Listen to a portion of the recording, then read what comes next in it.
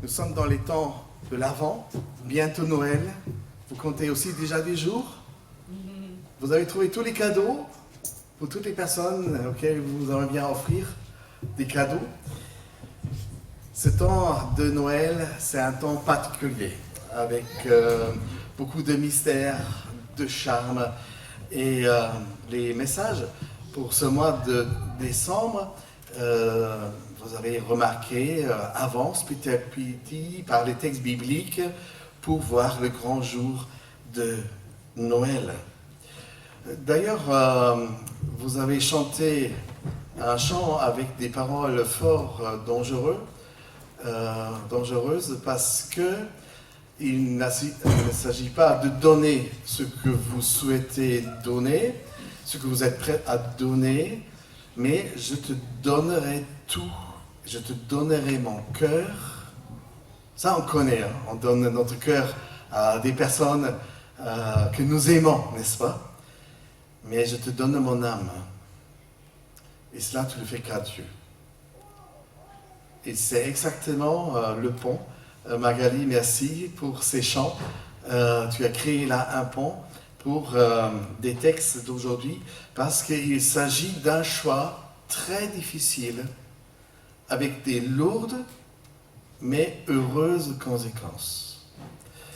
Et je trouve comme titre pour le texte tiré de l'Évangile selon Luc, premier chapitre, versets 26 à 38, oser faire confiance. Parce que tu ne donnes pas à n'importe qui, en tout cas je l'espère, ton cœur. Et j'espère aussi que tu ne confies pas à n'importe qui ce que tu as du plus précieux, ton âme. Oser faire confiance. Nous sommes dans les textes d'avant Noël et aujourd'hui nous allons lire comment une jeune femme en Galilée a été choisie. Elle n'a rien choisi, elle n'a rien demandé, mais elle a été choisie par Dieu pour porter le Sauveur du monde et de mettre au monde l'enfant qui va être appelé Fils de Dieu. J'ai 3 tableaux. Merci pour quelqu'un qui nous fait la lecture. Isabelle, merci. Le 6e mois.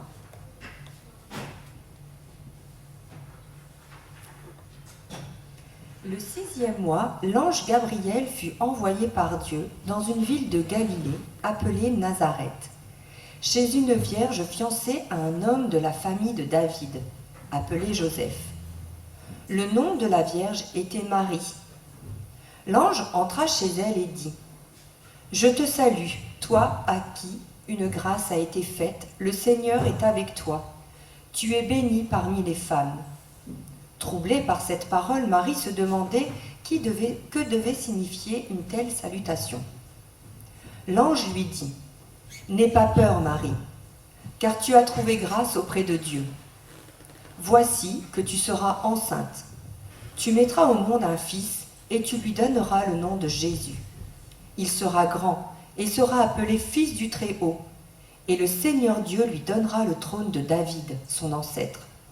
Il régnera sur la famille de Jacob éternellement. Son règne n'aura pas de fin. » Marie dit à l'ange : « Comment se fera-t-il puisque je n'ai pas de relation avec un homme ?» L'ange lui dit : « Le Saint-Esprit viendra sur toi et la puissance du Très-Haut te couvrira de son ombre. C'est pourquoi le saint enfant qui naîtra sera appelé Fils de Dieu. »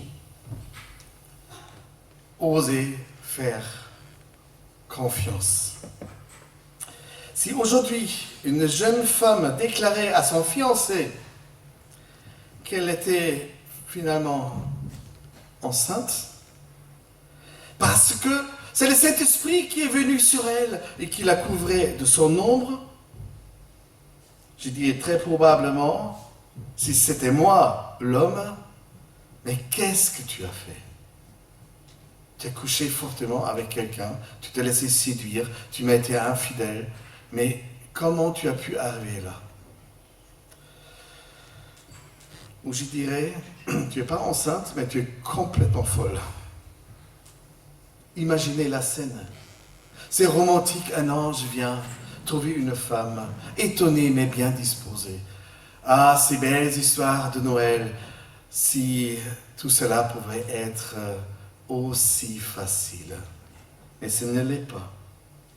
Tomber enceinte, tout en étant encore vierge, et donner naissance à un enfant sans un père géniteur qui s'y reconnaît, était vraiment quelque chose d'impossible. C'est peut-être bien pour cela que l'ange Gabriel dit à Marie en la quittant, je te rassure, hein, rien n'est impossible à Dieu. Si tu as des doutes sur comment ça se fera et qu'est-ce que tu deviendras, et toutes les personnes qui sont concernées, j'en viens te laisser cette phrase en te quittant. Sache que rien n'est impossible à Dieu. Et c'est très souvent que Dieu ne choisit pas toujours les voies auxquelles on s'attend. Est-ce que vous priez parfois aussi de sorte que vous faites des propositions à Dieu, comment il pourrait résoudre tes problèmes? Comment il pouvait venir à ton aide par tel et tel moyen que tu as déjà bien réfléchi, que tu déballes pour Dieu, si toutefois il n'aurait aucune idée, comment il pouvait agir. Nous l'avons tous fait, je crois. Mais sachant que Dieu ne choisit pas toujours les voies et les moyens auxquels on s'attend. Le message que l'ange lui transmet de la part de Dieu est effectivement incroyable. Incroyable. Incroyable. Et pourtant, il s'agit de croire et de faire confiance. Et je dirais, ce message est même effroyable. Parce que c'est du jamais vécu. Et les conséquences de cela pouvaient être horribles. Tout simplement horribles.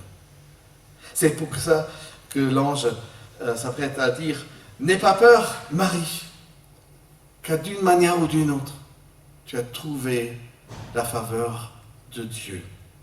Et sache que même si je dois te laisser seule avec cette annonce que tu mettras au monde, un enfant qui va être appelé le sauveur du monde, sache que le Seigneur va être toujours avec toi. Toujours. Autres traditions disent, Dieu t'accorde la faveur de porter le sauveur du monde, de le mettre au monde. Ou d'autres traductions disent aussi, tu as trouvé grâce devant Dieu. Si Dieu devait choisir une personne, c'est bien toi. Il y a certainement d'autres femmes, mais Dieu t'a regardé et il a vu ta foi et ta confiance. Et pour cela, tu as trouvé une faveur. Le mot grec « trouver grâce », kairo, veut dire se réjouir, d'être dans la joie, d'être joyeux ou d'être dans l'allégresse. Je me demande quels étaient les sens, les sentiments, les émotions de Marie quand elle a entendu « Dieu t'a choisi ». L'allégresse, la joie, le tout joyeux. Dieu voudrait que tu trouves devant lui, que tu trouves grâce à lui, la joie et l'allégresse, qu'importe quel miracle il voudrait accomplir dans ta vie ou à travers ta vie.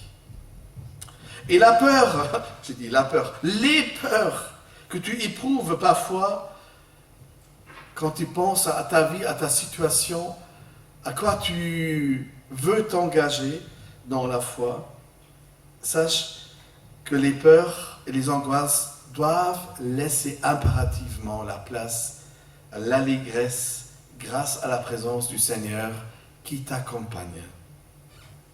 Dieu est toujours avec toi. Dieu est toujours présent à tes côtés. Tu en es sûr? Sûr? Tu le ressens? Tu le sais? Tu le remarques et tu le vois? Dieu est toujours prêt à nos côtés. Et très souvent, on ne s'aperçoit même pas. Ça, vous connaissez aussi? Il se peut que nous ne sentions même pas sa présence. Occupé par la vie tout court, par ce que j'ai sur le cœur, ce que je suis en train de faire, ce que je m'apprête à faire. Oui, au fond, par la foi, je sais que Dieu est avec moi, mais parfois on ne s'aperçoit même pas. J'ai dû penser à quelqu'un qui a rêvé d'une échelle qui montait de la terre jusqu'aux cieux. Et vous voyez les rêves, hein? Tout peut se passer dans les rêves. Et les anges montaient et descendaient sur cette échelle. C'est Jacob qui décrit, qui raconte son rêve en Genèse chapitre 28, verset 16. Et voilà, quand il se réveille, il dit, c'est certain que Dieu est en ce lieu. Mais moi, je ne le savais même pas. Je me suis endormi, comme chaque soir, et je ne savais pas que là où je posais ma tête, là où je me suis couché, la présence de Dieu m'attendait. Quelle douce certitude dans notre cœur à savoir que nous sommes jamais seuls. Est-ce que vous connaissez ce sentiment? Qui connaît la solitude? Se sentir seul. Seul parce qu'il n'y a personne autour, mais peut-être aussi seul face à un défi, face à une situation, face à des personnes. Jamais seul. Jamais délaissé. Jamais abandonné. C'est ça la présence de Dieu à côté de moi, en dedans de moi, à côté de toi, en dedans de toi. Jamais oublié. C'est cela quand Dieu te dit, sache que je suis toujours avec toi. Tu le ressens ou tu ne le ressens pas. Tu le remarques ou tu ne le remarques même pas. Ça ne change rien à la proximité de ma présence dans ta vie. Et moi-même, je peux dire avec l'apôtre Paul quand il dit, oui, j'en suis sûr et je suis même absolument certain, rien ne pourra me séparer de l'amour de Dieu qu'il m'a montré en Jésus-Christ mon Seigneur. Ni la mort peut le faire, ni la vie, ni les anges, ni les esprits, ni le présent, ni l'avenir, ni tous ceux qui ont un pouvoir, ni des forces d'en haut, d'ailleurs ni des forces non plus d'en bas. Rien ne pourra me séparer de l'amour de Dieu. C'est ça la présence de Dieu. Rien ne peut se glisser entre lui et toi. J'ai bien cette certitude que l'apôtre Paul, c'est pas un timide, hein, c'est pas quelqu'un qui doute beaucoup. Il dit des choses avec assurance et avec certitude. Pour ça, je l'aime, je lui ressemble peut-être même beaucoup, parce que j'ai cette même certitude. C'est pas un espoir. Quand les gens me demandent, mais comment tu peux être tellement sûr? Il s'agit de la foi. Il faut dire, je crois que. Et vous voyez, en français, je crois que c'est espérer que ça soit ainsi, si toutefois ça pouvait être ainsi. Comme toi, tu dis, j'ai confiance en Dieu et j'ai l'assurance en sa présence dans ma vie, mais tu le fais d'une toute autre manière. Pourquoi? Parce qu'il s'exprime une certitude desquelles d'autres personnes ne peuvent que s'étonner. Mais qu'on peut être tellement sûr. Que dire de plus quand il continue l'apôtre Paul? Si Dieu se place ainsi à mon côté, personne ni rien d'autre peut tenir contre moi. Avec la présence de Dieu, je ne crains aucun défi. Même si je tremble un peu devant le défi. Mais finalement, je ne le crains pas. Parce que Dieu est avec moi. D'ailleurs, l'enfant que Marie enfantera sera appelé, selon la prophétie 700 ans auparavant, par le prophète Isaïe, chapitre 7, verset 14. Et l'enfant, tu vas l'appeler Emmanuel. Et ce n'est pas le nom que Marie va donner à son enfant, parce que l'ange Gabriel dit, voilà, tu vas l'appeler Jésus. Mais c'est son caractère, c'est sa mission, c'est la personne, c'est son essence même. Il porte aussi le nom d'Emmanuel. Dieu est avec nous. Et de cet Emmanuel, j'en veux. Et de ce Jésus, il est exactement devenu cet Emmanuel pour moi. N'aie pas peur, Marie, car Dieu t'a accordé sa faveur. Le Seigneur est Emmanuel. Le Seigneur est avec toi. Je sais que certains chrétiens, surtout évangéliques, si ce n'est pas protestants, ont beaucoup de mal de considérer Marie, la mère de Jésus, comme un modèle de notre foi. Et vous savez pour quelle raison? Parce que dans l'Église catholique, on a fait de Marie un idole. On l'idolâtre. On l'a élevé au rang d'un sauveur. C'est peut-être, comme quelqu'un m'a dit, la 4e personne de la Trinité. Mais la Bible ne présente pas Marie de cette manière-là. C'est une jeune femme qui apprend la chose la plus horrible qui puisse lui arriver à ce moment. Elle est vierge, elle est fiancée, elle se réjouit de voir le mariage, elle s'imagine une famille, mais ça commence à l'envers. Tout commence à l'envers. Je ne veux pas être enceinte, je veux d'abord me marier. C'est une femme qui doit faire face à des choses qui complètement la dépassent. C'est pas la femme qui disait « Wow, enfin j'en rêve, je suis toujours vierge, je sais, mais ça serait mieux que toutes mes copines qui sont vierges parce que moi je serais enceinte, en plus d'un sauveur. » Oh, je ne crois pas qu'elle a argumenté, s'encourager par cette manière-là. Non, ça reste un fait complètement effroyable. Ça commence trop tôt. Est-ce qu'on ne peut pas attendre jusqu'à ce que les fiançailles soient finies et je me marie et je tombe enceinte de cet enfant-là? Dieu, tu fais ton sauveur. Et Dieu dit, oui, mais le papa, ça ne serait pas Joseph. Le papa, c'est moi. Et pour cela, on appelle Dieu aussi notre Père. Parce que c'est le Père de l'enfant que Marie va mettre au monde. Après son grand étonnement, elle accepte toutefois. Et le texte dit de tout cœur. Et voilà, vous avez encore le dernier chant dans l'oreille. Je te donnais mon cœur, je retiens rien pour moi-même. Dispose de ma vie. Dispose de la personne que je suis. Parce que d'une manière ou d'une autre, quoi qu'il m'arrive, je te fais confiance. C'est ça la confiance. Ce n'est pas savoir d'avance comme les choses vont se passer. Qu'importe mon avenir, je te fais confiance. Dieu, tu as toute ma confiance. Je ne peux pas et je ne veux pas m'imaginer que ce que tu me feras vivre pourrait être mauvais pour ma vie. Tu me donneras des bonnes choses. Sinon, tu ne me le donnerais pas. Voyons la foi de Marie. Elle accepte l'interruption de Dieu dans sa vie.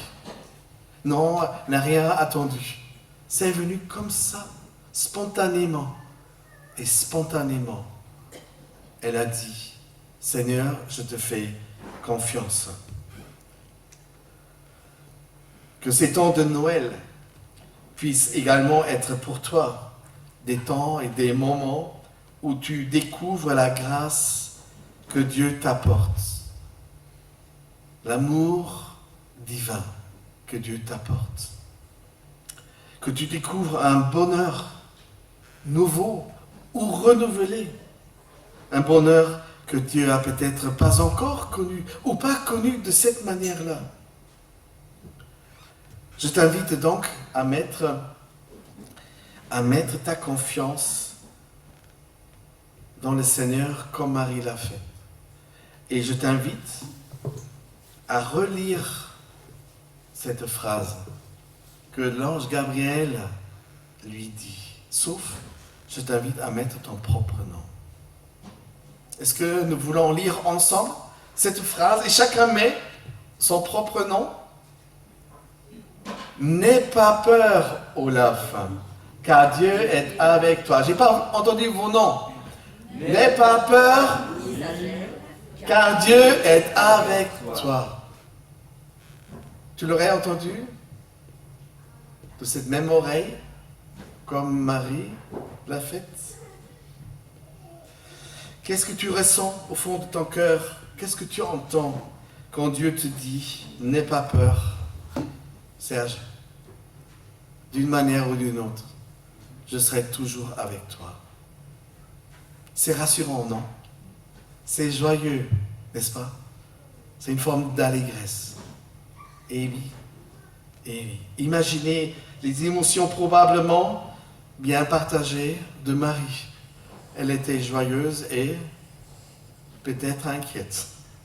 Elle était joyeuse et catastrophée. Elle était joyeuse et complètement incertaine de qu'est-ce que cela va dire finalement.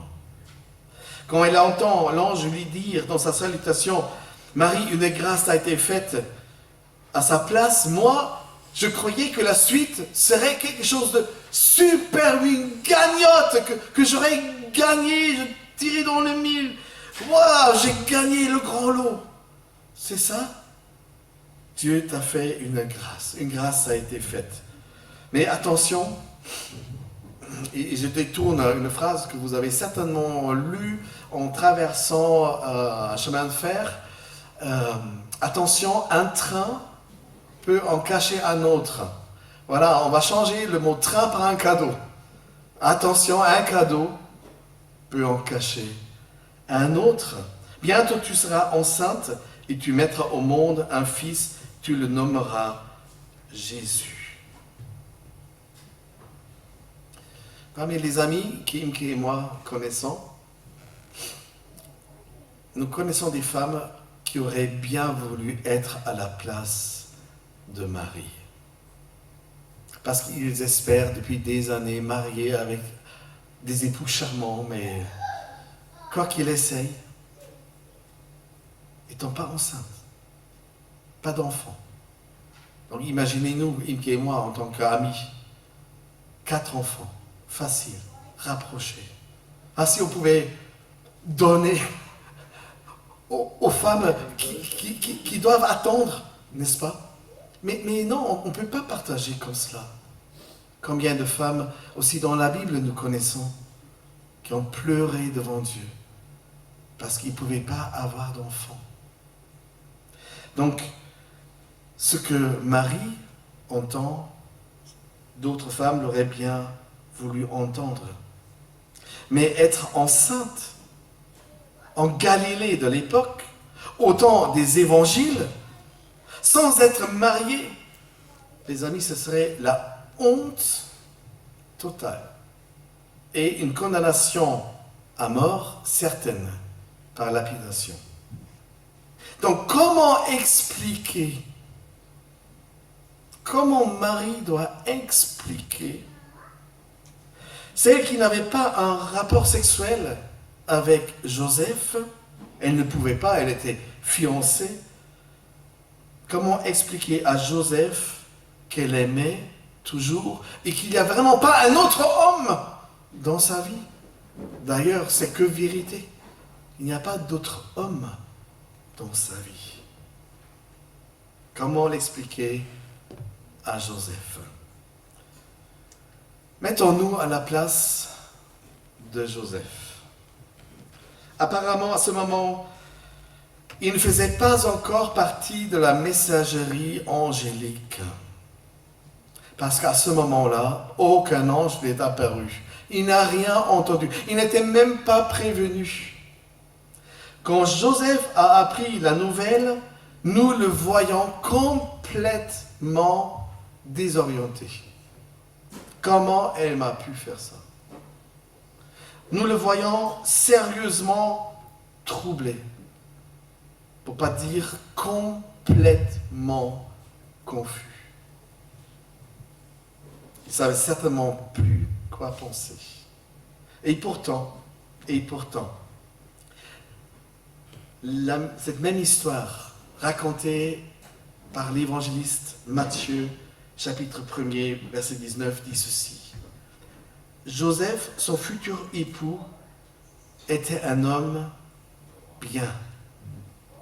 Et qui ne voulait pas la diffamer, se proposa de rompre secrètement avec elle et de s'en aller. Qu'est-ce que le village aurait cru? Comme Marie aurait les premiers signes comme moi, une ventre bombée, hein?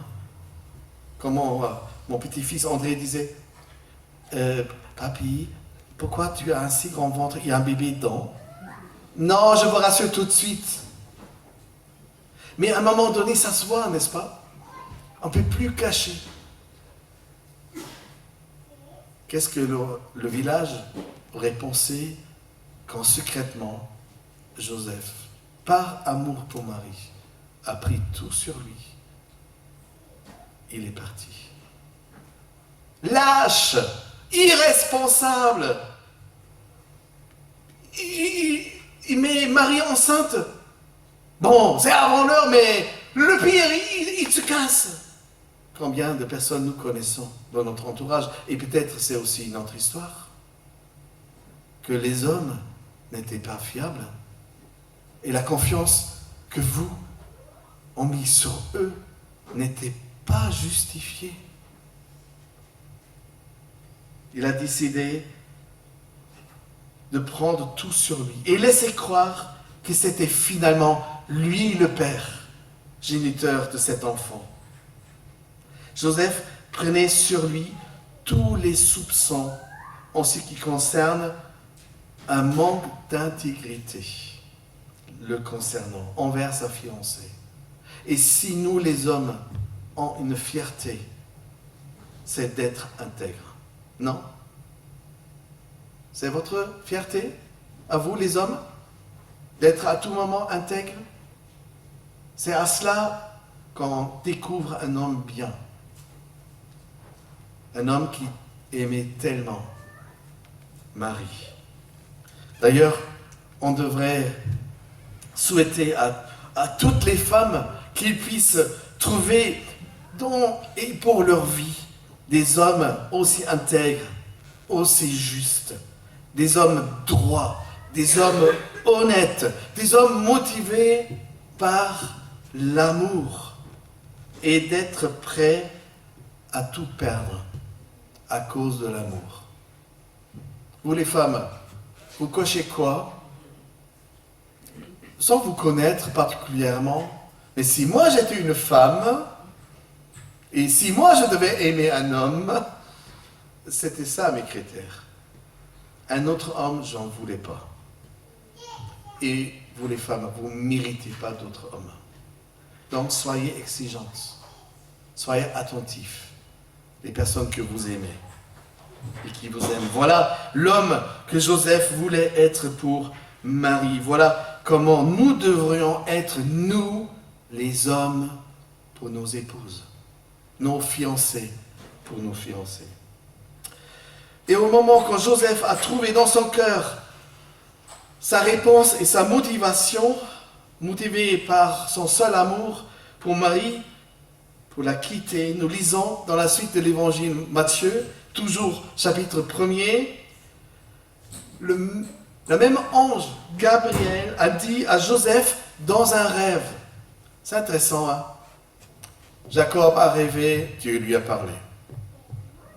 Joseph a rêvé, Dieu lui a parlé. Je devrais dormir plus souvent, je trouve. Prolonger ma sieste le midi. Tout simplement pour être à l'écoute du Seigneur, non? L'ange Gabriel a dit à Joseph dans un rêve, l'enfant qu'elle porte, Marie, vient de l'Esprit Saint de Dieu. Rassure-toi, il n'y a pas un autre homme. Le rêve est fini, je n'ai pas de temps pour tout expliquer, mais sache, elle n'était pas infidèle. Elle était choisie par Dieu. Là, je me demande, au moment où moi je me réveille à la place de Joseph, si j'en pensais. Toujours, d'ailleurs. C'est comme ça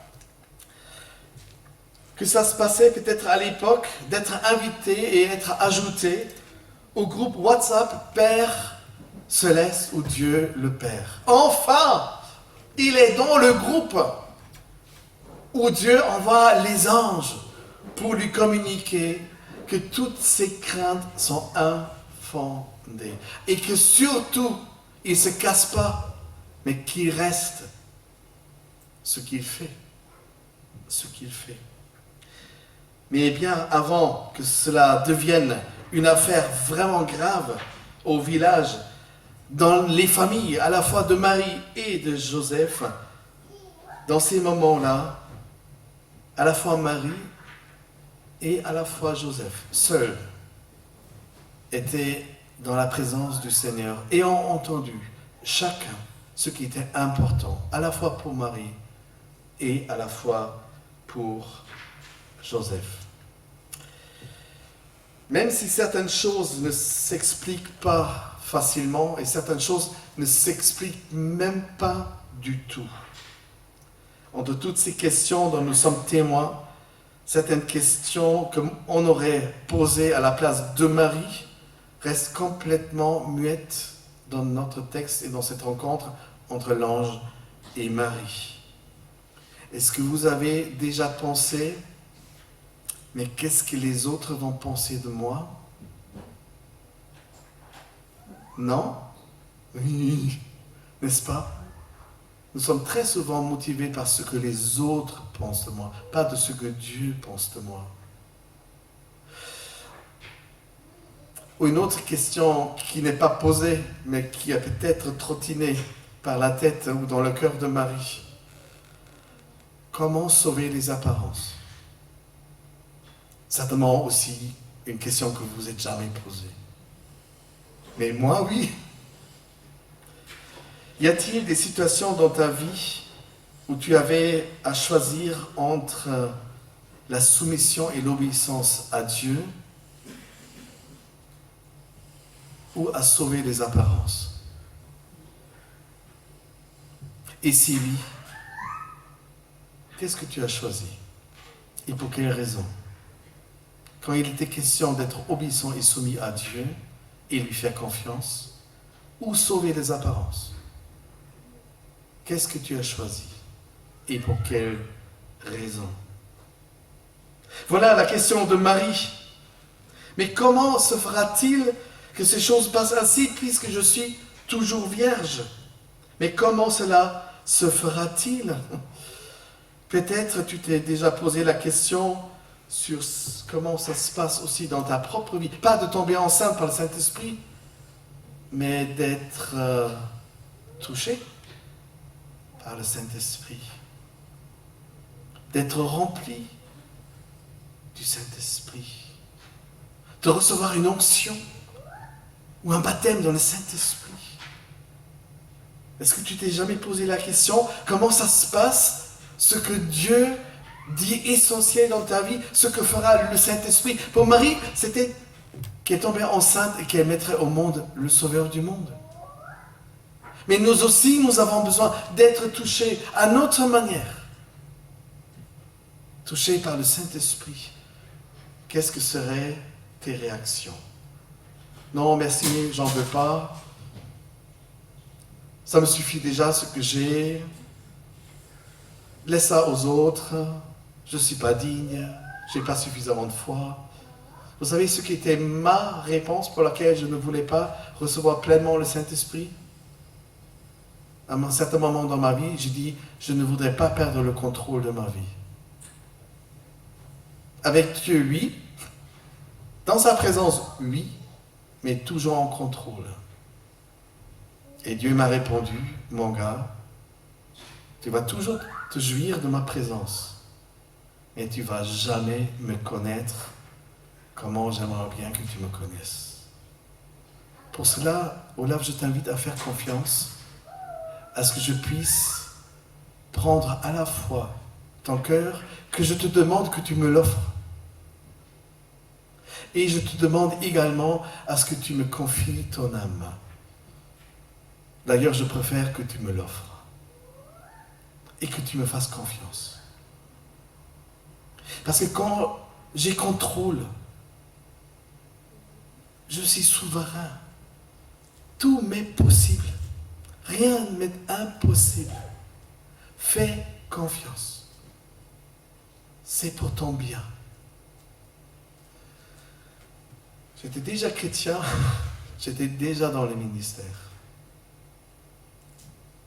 Et le moment est arrivé où j'étais un peu à la place de Marie. Qu'est-ce que je vais répondre? Qu'est-ce que je préfère finalement? Et moi j'ai répondu, prends mon cœur et prends mon âme. Désolé pour le retard que ça a pris dans ma vie. J'ai toujours cru en toi, toujours. Mais avec la confiance, c'était pas total, ce n'était pas total. Mais aujourd'hui, je te dis, tu peux faire avec ma vie ce qui te semblera bon et ce qui sera bon pour moi. Et là, j'ai confié à Dieu le contrôle de ma vie. Et croyez-moi, je ne l'ai pas regretté.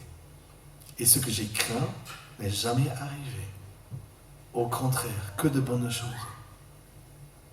Il faut être complètement idiot et complètement ignorant de Dieu pour ne pas accepter cette invitation de la part de Dieu de t'envoyer le Saint-Esprit pleinement, pour remplir les derniers coins de ta vie, remplir les derniers coins de ton cœur, de ta conscience. Et là, je dis avec Marie, et c'est là où Marie m'est devenue le modèle, un de mes grands modèles en ce qui concerne ma confiance, ma foi en Dieu. Oui, je suis ta servante, dit-elle. Oui, je voudrais te servir. Moi, je te fais confiance. Je voudrais oser faire confiance en Dieu. Les amis, il ne s'agit pas d'une question théorique. C'est une réponse pratique, avec des conséquences pratiques dans ta vie. Ça, tu ne peux pas décider comme un principe. Il faut le prendre comme l'essence même, la puissance même de ta propre vie, d'être touché. Et même si tu dis avec Marie, mais comment ça va arriver? Et la suite, Seigneur, et la suite?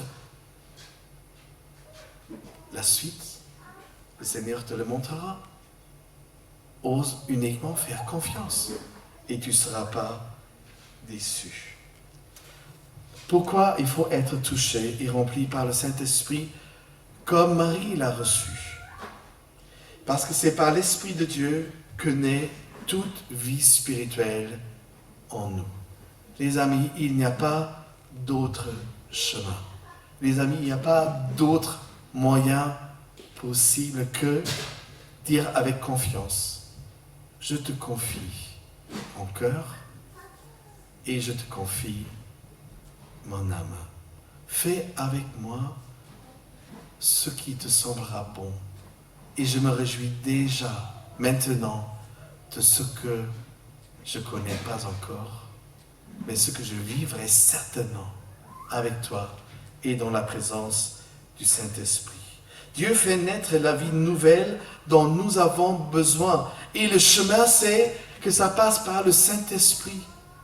Dieu fait engendrer encore aujourd'hui la vie nouvelle par ces mêmes chemins qu'a connu et emprunté Marie. D'ailleurs, Jésus, plus tard, est interrogé dans la nuit parce que la personne qui se posait énormément de questions sur comment vivre pleinement la présence de Dieu, un certain Nicodème qui était un théologien pharisien, mais qui voulait encore sauver les apparences. C'est pour ça qu'il a trouvé Jésus dans la nuit.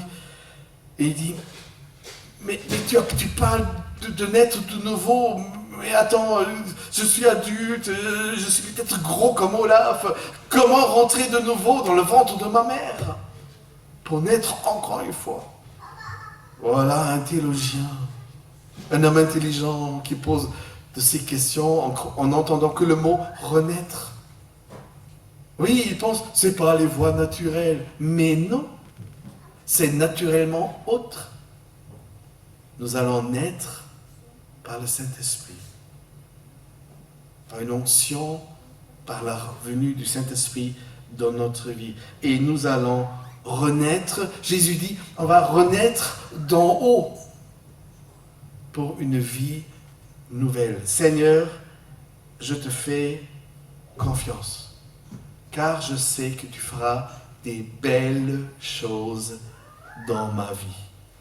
Donc avec Marie et avec Joseph, ayons nous aussi confiance en ce que Dieu voudrait nous faire vivre. Non, il ne faut pas tout comprendre d'avance, mais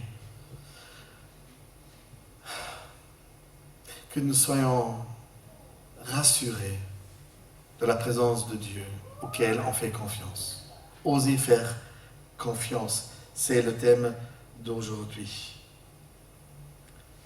Donc je voudrais terminer encore avec une question. Est-ce que tu voudrais renaître? Est-ce que tu voudrais peut-être naître pour la première fois, mais d'en haut, de la vie que Dieu fait naître? Moi, j'en ai eu besoin et je l'ai reçu. Et ma vie a changé. Je vis dans la présence du Seigneur. Et franchement, qu'est-ce que je suis content. Est-ce que tu as besoin de naître de nouveau? C'est peut-être aujourd'hui le jour où ce n'est pas l'ange Gabriel qui te pose la question, mais le Saint-Esprit. Et qu'est-ce que tu répondrais? Est-ce que tu réponds avec Marie et Joseph? Même si on ne comprend pas tout, mais on veut. Parce qu'on te fait confiance. Réponds donc avec Marie. Seigneur, me voilà. Tu as toute ma confiance. C'est là une des plus belles phrases qui se trouve écrite dans la Bible. Et c'est Marie qui l'a dit. C'est génial, non? Ah, si seulement je pouvais réconcilier cet évangélique avec Marie. Parce que c'est elle qui nous a montré, en concernant de ce qui est Jésus, la plus grande confiance en Dieu. Elle avait son chemin à parcourir. Elle avait des questions. Mais tout cela a abouti à faire confiance dans le Seigneur. Et croyez-moi, on verra des belles choses aussi dans notre vie. Est-ce que je peux t'inviter d'oser faire confiance? Aie confiance en Dieu. Amen. Prions.